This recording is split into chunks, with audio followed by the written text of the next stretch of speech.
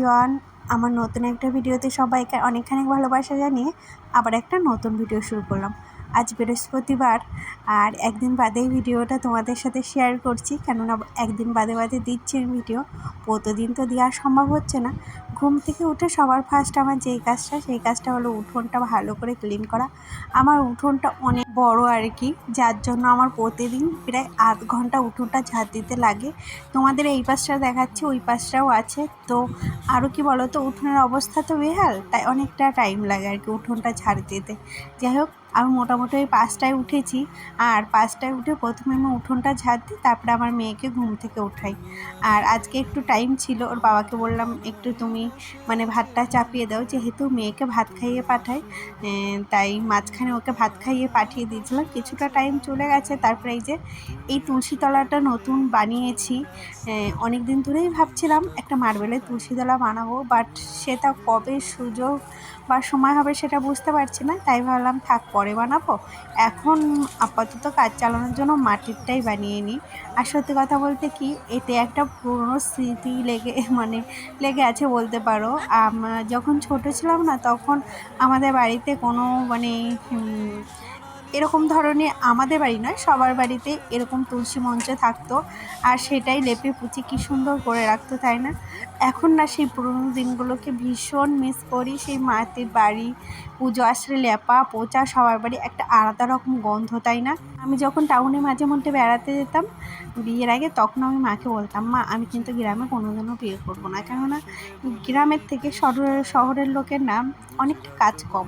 অনেকটা কাজ কম অনেকটাই কম, ঘরের ভিতরেই সব কিছু, বাইরের আর ঝামেলা নেই। কিন্তু গ্রামে সেটা হয় না, গ্রামে এক্সট্রা অনেক কাজ থাকে। সমস্ত কাজ করার পরও তুমি যদি টাকা না ইনকাম করো না, তারপরেও তোমার কথা শুনতে হয়। তো বাড়ির বউ রান্নাবাড়া করে আর কিছু করে না। আমাদের এখানে অনেকে আছে অনেক কাজ করে, মাসে বেশ কিছু টাকা ইনকাম করে, বাট আমিও আগে করতাম, কিন্তু এখন না আমার মনে হয় দিনে দিন সময়টা কম হয়ে যাচ্ছে, যার জন্য আমি পারছি না সমস্ত জিনিস সব দিকে করে না, আমার পক্ষে সম্ভব হচ্ছে না আর কি। আজকে সকাল সকাল ঘর একদম মুছে ফেলেছিলাম, কেননা কি বলো তো, সকাল সকাল ঘর মুছে ফেললে না পরে আর ঝামেলাটা একটু কম হয়। সবাই মিলে বসে বসে চা খাচ্ছিলাম, আর কিছু সময় আড্ডা দেওয়ার পর চলে এসেছি এখন ছাদে। কি বলো তো, এখন ওর যেহেতু স্কুল নেই, সেহেতু আমার একটু বেলা হয়ে যাচ্ছে রান্নাটা করতে। কি বলতো, ওর স্কুল থাকলে আমি ঠিক তাড়াতাড়ি রান্না করে ফেলি, কিন্তু ওর যখন স্কুল থাকে না, গায়ে ওই হেলামি ধরে। যাই হোক, এদিকে দেখো, কালকের কিছু আর আজকের কিছু জামা কাপড় ছিল, সেগুলো আর কি ধুয়ে দিয়েছি। আর কিছুটা ফ্যান ছিল, যেটা আমি গাছের গোড়ায় দিয়েছি।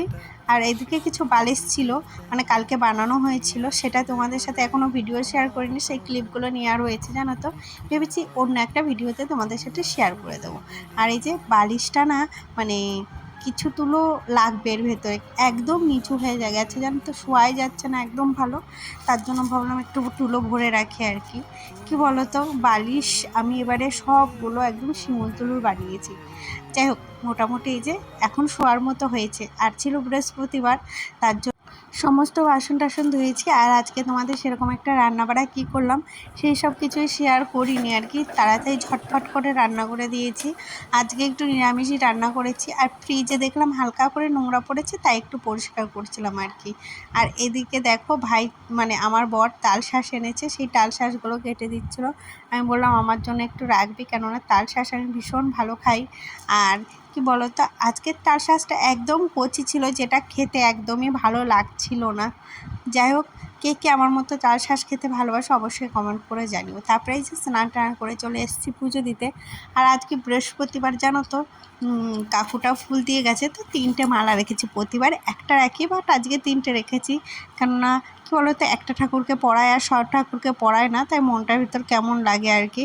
যাই হোক, এই যে সুন্দর করে সাজিয়ে গুছিয়ে আজকে পুজো দিয়েছি। বৃহস্পতিবার এলে আমার ভীষণ ভালো লাগে।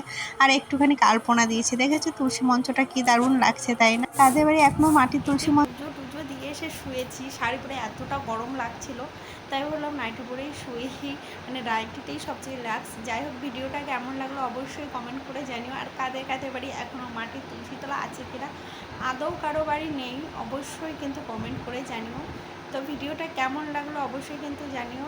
আর কি বলো তো, মাঝে মাঝে ভাবি যার জন্য গ্রামে কেন বিয়ে করলাম, এটা কি তোমাদের মনে হয়?